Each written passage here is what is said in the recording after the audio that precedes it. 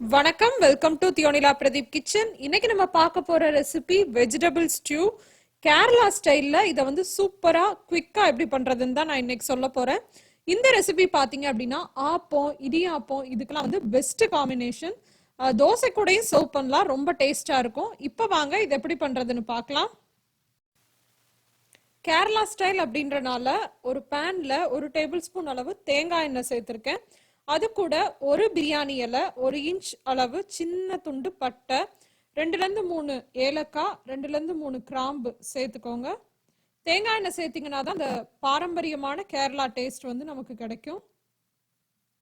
அடுத்து இதுல வந்து பாத்தீங்கன்னா பொடியா நறுக்குன இஞ்சி, பொடியா நறுக்குன பூண்டு, 1 இன்ச் அளவு இஞ்சி, ஒரு 2 பல்லு பூண்டு. இதுக்கு பதிலாக நீங்க இஞ்சி பூண்டு பேஸ்ட் கூட சேர்த்துக்கலாம்.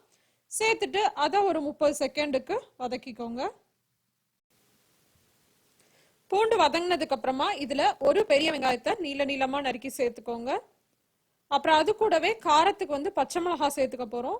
உங்க காரத்துக்கு தகுந்த மாதிரி சேர்த்துக்கோங்க. நான் ஒரு 3 பச்சை மிளகாவை 2ஆ நறுக்கி சேர்த்திருக்கேன். இந்த ரெசிபியில வந்து காரத்துக்கு நம்ம பச்சை மிளகாய் மட்டும்தான் சேர்க்க போறோம், அதனால பார்த்து சேர்த்துக்கோங்க.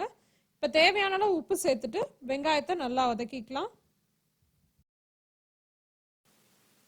வெங்காயம் நல்லா வதங்கினதுக்கு அப்புறமா அதுல உங்களுக்கு விருப்பமான காய்கறிகள்லாம் சேர்த்துக்கலாம்.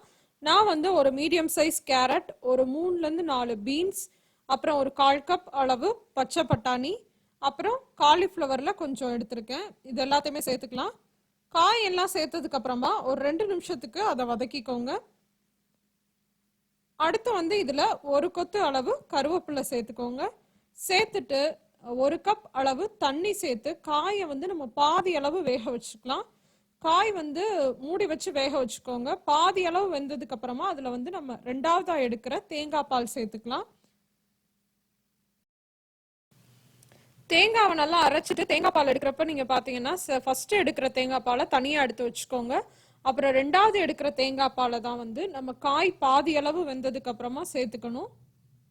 இப்ப சேர்த்துட்டு காய் நல்லா முழுசா வேகிற அளவுக்கு நம்ம இதை வந்து வேக வச்சுக்கலாம். இப்ப பாருங்க, காய் நல்லா வெந்துருச்சு. வெந்ததுக்கு அப்புறமா அடுப்பை சிம்முல வச்சுட்டு முதலாவது அடுத்த தேங்காய் பால் சேர்த்துக்கோங்க. எனக்கு வந்து ஃப்ரோசன் தேங்காய் எடுத்தனால அவ்வளோ கெட்டியா வரல, அதனாலதான் வந்து நான் வந்து முந்திரி பருப்பை வந்து பேஸ்ட் பண்ணி சேர்த்துக்க போறேன். ஒரு 5-6 முந்திரி பருப்பை சுடுதண்ணியில ஊற வச்சுட்டு அதை அரைச்சு அதை சேர்த்துக்கலாம். இது வந்து நம்ம ஸ்டியூக்கு நல்ல கெட்டி தன்மையை கொடுக்கும். ஆனா கேரளா ரெசிபியில முந்திரி பருப்புலாம் சேர்க்க மாட்டாங்க. உங்களுக்கு வந்து கெட்டியா வேணும் அப்படின்னா நீங்க சேர்த்துக்கலாம், இல்லைன்னா இந்த ஸ்டெப்பை வந்து ஸ்கிப் பண்ணிக்கலாம். தேங்காய் பால் முதல்ல எடுத்த தேங்காய் பாலை சேர்த்ததுக்கு அப்புறமா கொதிக்கவே வைக்க கூடாதுங்க. சிம்மில் வச்சுட்டு நம்ம ஸ்டியூ வந்து சூடானதுக்கு அப்புறமா, அதாவது தேங்காய் பால் வந்து கொஞ்சம் சூடானதுக்கு அப்புறமா வந்து ஸ்டவ் ஆஃப் பண்ணிருங்க. ரொம்ப கொதிக்க விட்டீங்க அப்படின்னா வந்து தெரிஞ்ச மாதிரி ஆயிரும், அது நல்லா இருக்காது டேஸ்ட். இப்போ நம்ம சுவையான வெஜிடபிள் ஸ்டியூ ரெடி ஆயிருச்சு. இதை வந்து ஆப்பம், இடியாப்பத்து கூட சர்வ் பண்ணி பாருங்க, அவ்வளோ சூப்பரா இருக்கும். ட்ரை பண்ணி பார்த்துட்டு உங்க கமெண்ட்ஸையும் ஃபீட்பேக்ஸையும் மறக்காம என் கூட ஷேர் பண்ணிக்கோங்க.